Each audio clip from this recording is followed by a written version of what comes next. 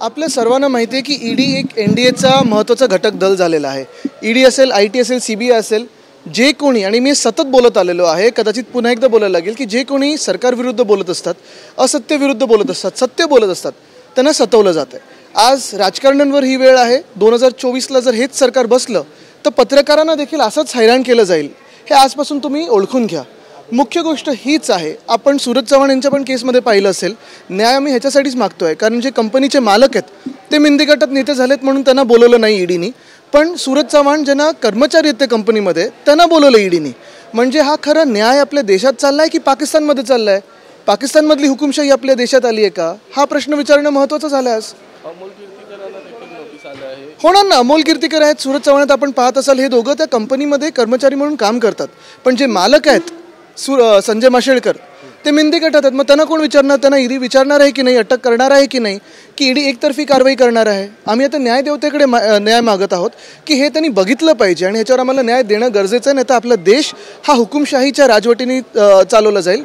ही एक गोष्ट झाली, पण जसं सूरज चव्हाण आहेत, रोहित पवार आहेत, अमोल कीर्तिकर आहेत, तसं किशोरीताईंना हैराण केलं जातं आहे, तसं वायकरजींना हैराण केलं जातं आहे, राजन साळवीजींना हैराण केलं जातं आहे, आणि सगळ्यांना हेच सांगितलं जातं आहे की आमच्यात या, म्हणजे भाजपात या किंवा मिंदी गटात या, नाही तर तुम्हाला आत टाकू। ही आज देशातली परिस्थिती झालेली आहे आणि हे नुसतं आपल्या राज्यात नाही तर इतर राज्यांमध्ये पण झालंय।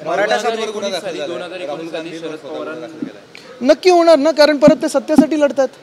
तिकडचे आपण पाहिलं असेल काही गुंडांनी एका पक्षातल्या त्यांच्यावर हल्ला केला, तरी राहुल गांधींनी प्रत्युत्तर काय दिलं? त्यांना फ्लाइंग किस दिली।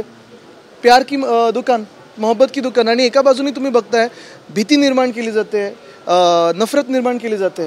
मुख्यमंत्र्यांनी तिकडची अशी भूमिका घेणं हे धक्कादायक आहे आणि केंद्रातून त्यांना काही न सांगितलं जाणं, म्हणजे खरं तर राहुल गांधी मला वाटतं Z+ प्रोटेक्टी आहेत, त्यांच्याबरोबर जर असं व्हायला लागलं तर देशात आपल्या कायदा सुव्यवस्था आहे की नाही, खास करून आसाममध्ये आहे की नाही, हा एक मोठा प्रश्न उपस्थित होतो। मराठा समाजाला 2019 साली शरद पवारांना देखील नोटीस आली होती, त्यावेळेस अजित पवारांचे अश्रू अनावर झाले होते, त्यावेळेस मोठ्या प्रमाणात सहानुभूती देखील मिळाली होती, आता मोठ्या प्रमाणात देखील शक्ती प्रदर्शन केले जाते। स्वतः शरद पवार एनसीपी मला वाटतं प्रत्येक जणांनी याच्यावर रस्त्यावर उतरलं पाहिजे, कारण आपण पाहताय की ही लढाई आता नुसतं राजकारणी लोकांची राहिलेली नाही, ही लढाई लोकशाहीची झालेली आणि आपल्या सर्वांची झाली आहे। ज्यांना कोणाला आपल्या देशाच्या संविधानामध्ये विश्वास आहे, लोकशाहीत विश्वास आहे, मी तुम्हाला सांगतोय की 2024ला पुन्हा एकदा जर सरकार हे बसलं डोक्यावर तर आपली लोकशाही संपली, निवडणुका होणार नाहीत।